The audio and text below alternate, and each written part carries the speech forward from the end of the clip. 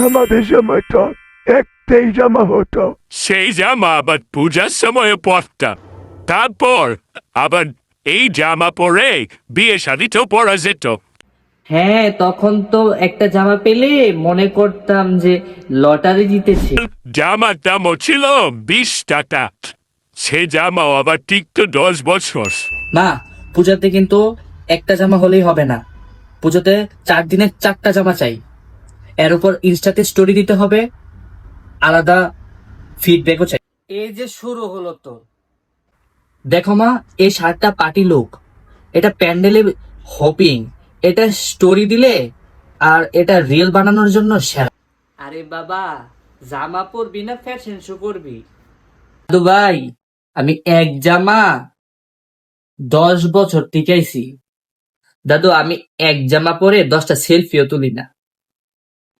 এই শোনো, জামা কেনার আগে কালার চেক করো, কারণ ক্যামেরার ফিল্টারে কালার ঠিক না উঠলে আবার খারাপ দেখাবে। ঠিক বলছিস, জামার একটা ফিল্টার পাস করতে হবে। কিন্তু ফিল্টার কি আবার জামার সাইজের মতো নাকি?